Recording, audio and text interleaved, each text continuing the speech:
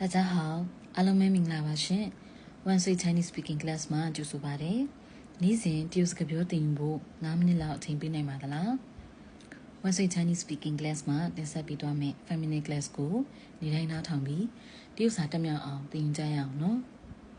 ။ Day 5မှာတရုတ်စာနဲ့ပတ်သက်ပြီးအခြားစိတ်ဝင်စားစရာလေးတွေပြောပြပေးချင်ပါတယ်။ Day 4မှာရှောင်းမင်းနဲ့ရှောင်းလေးကိုမိတ်ဆက်ပေးခဲ့ခြင်းကရှောင်းမင်းကိုရည်ညွှန်းတဲ့ထားနဲ့ရှောက်လီကိုရည်ညွှန်းတဲ့ထားကရေးသားမတူခဲ့ပါဘူး။ရှောက်မင်းမှာသုံးခဲ့တဲ့ထားကနန်စာသူဖြစ်ပြီးကြားမသေးကြတဲ့အချိန်မှာသူ့ကိုသုံးပါတယ်။နောက်ထပ်ယောက်ျားအမျိုးသားမှန်သေချာတဲ့အချိန်မှာသုံးပါတယ်။နောက်ထပ်တစ်ခုရှောက်လီကိုရည်ညွှန်းတဲ့ထားကတော့သူမဖြစ်ပြီးမျိုးသမီးမှန်သေချာတဲ့အချိန်မှာသူ့ကိုသုံးပါတယ်။ကျန်ထွက်ကတော့အတူတူပါပဲ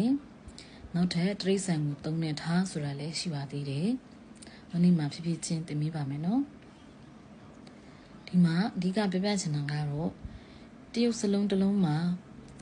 စိတ်ပိုင်းအနေနဲ့ပြန်ခွဲလို့ရတဲ့စလုံးတွေရှိပါတယ်။ဒီပြန်ခွဲလို့ရတဲ့စလုံးတွေကအဓိပ္ပာယ်တစ်ခုချင်းစီရှိပြန်ပါတယ်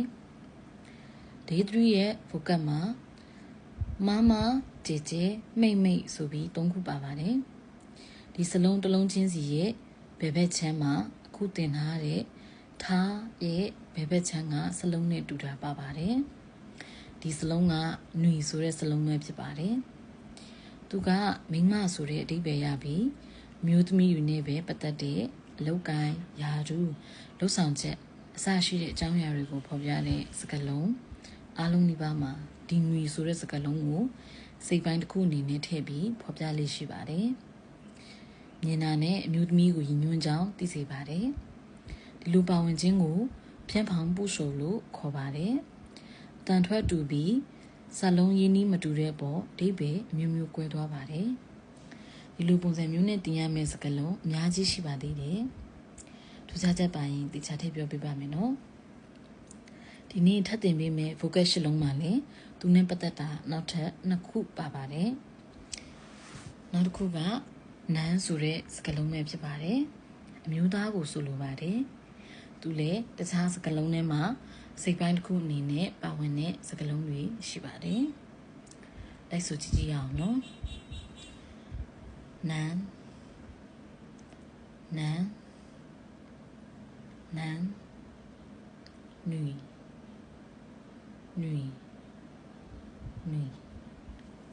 ဒီနေ့တင်သွားတဲ့အကြောင်းအရာရဲ့အနှစ်ချုပ်လေးတွေပြပြပေးပါမယ်နော်ထားနဲ့ထားရဲ့ကွဲပြားမှုအကြောင်းနန်းနဲ့ຫນွီရဲ့အကြောင်းပါဝင်ပါတယ်ဒီနေ့အတွက် focus ရှလုံးကတော့တရုတ်စာမှာအမျိုးတော်ဆက်ပုံနဲ့ပတ်သက်ပြီးခေါ်ပုံသေးစိတ်ပဲဖြစ်ပါတယ် boyfriend ကို男朋友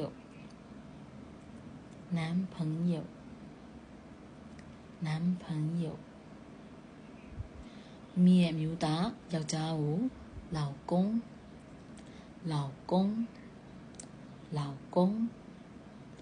မိရဲ့အဖေရဲ့အဖိုးကို爷爷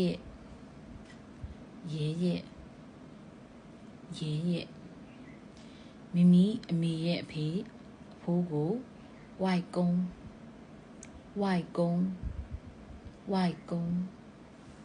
နောက်တစ်ခုကတော့ girlfriend ပဲဖြစ်ပါတယ် girlfriend ကို女朋友မိမိရဲ့မျိုးသမီးမိန်းမကို老婆နောက်ထပ်မိမိအဖေရဲ့အမေအဖွားကို奶奶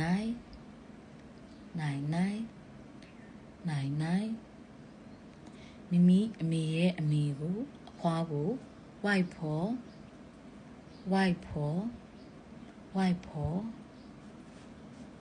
တို့ဆက်ပုံနဲ့ခေါ်ဝေါ်ကိုမြင်သာအောင်အနောက်မှာပုံနဲ့တစ်ခွပြထားပေးပါတယ်ဝေါ်ဆိုတဲ့မိမိနေရာကစရင်ဘယ်ဘက်ချမ်းမှာပပဖြစ်ပြီးညာဘက်ချမ်းမှာမဖြစ်ပါတယ်ပပကနေအပေါ်ထပ်တက်သွားရင်ဘယ်ဘက်ချမ်းမှာပပရဲ့အဖေဖြစ်ပြီးကျွန်တော်တို့အနေနဲ့တော့ရဲလို့ခေါ်ရပါမယ်爸爸ရဲ့အထက်ညာဘက်ချမ်းမှာ爸爸ရဲ့အမိဖြစ်ပြီးကျွန်တော်တို့အနေနဲ့တော့နိုင်နိုင်လို့ခေါ်ရပါမယ်မမရဲ့အထက်ဘယ်ဘက်ချမ်းကမမရဲ့အဖေဖြစ်ပြီးကျွန်တော်တို့အနေနဲ့တော့ဝိုက်ကုန်းလို့ခေါ်ရပါမယ်မမရဲ့အထက်ညာဘက်ချမ်းကမမရဲ့အမိဖြစ်ပြီးကျွန်တော်တို့အနေနဲ့တော့ဝိုက်ဖော်လို့ခေါ်ရပါမယ်ဒီပုံထဲမှာမိမိရဲ့သားနဲ့ညီလေးပါပါတယ်နောက်နေ့တွေမှာဖြည့်ဆွတ်တင်ကြသွတ်ပါမယ်နော်ဒါပေမဲ့ရန်ရှုထွေးသွားမှဆိုလို့အိမ်နောင်ဖက်ရဲ့ဆွေမျိုးကိုဘယ်လိုခေါ်ကြမလဲဆိုတာကိုထင်မထားသေးပါဘူးနောက်နေ့တွေမှာတဖြည်းဖြည်းစီတင်ကြတော့ပါမယ်ရှင်ဒါဆိုရင်ဒီနေ့တင်ထားတဲ့ဘုကတ်နဲ့ပတ်သက်ပြီးတွေးရှိချက်လေးတွေပြန်ပြောကြရအောင်နော်6နဲ့8မှာလောက်ဖောနဲ့ဝိုက်ဖောဆိုတဲ့စကားလုံးမှာဖောဆိုတာတစ်လုံးပါတယ်အဲ့ဖောရဲ့အောက်ခြေမှာຫນွီဆိုတဲ့စကားလုံးပါပါတယ်နောက်ထပ်နံပါတ်9မှာနိုင်နိုင်ဆိုတဲ့စကားလုံးမှာဘဲဘဲချမ်းမှာຫນွီဆိုတဲ့စကားလုံးပါပါတယ်နောက်ထပ်ဒီဖိုးမှာတင်ခဲ့တဲ့အာရီဆိုတဲ့စကားလုံးမှာလည်းရီဆိုတဲ့စကားလုံးရဲ့ဘဲဘဲချမ်းမှာຫນွီဆိုတဲ့စကားလုံးပါပါတယ်ဒီနေ့အတွက်တော့ဒီလောက်ပါပဲရှင်အားလုံးလည်းအပြင်မှာအစားထိုးပြောကြည့်ပြီးတေချာလေးချင်းရင်မြန်မြန်တက်လွယ်မယ်လို့ယုံကြည်ပါတယ်စိတ်ဝင်စားရင် One Sweet Chinese Speaking Class ရဲ့ channel ကို subscribe လုပ်ထားကြပါအောင်နော်ညအတွက်အကျိုးရှိရလို့ယူဆရင်ဗီဒီယိုလေးကို like and share လုပ်ထားပေးပါနော်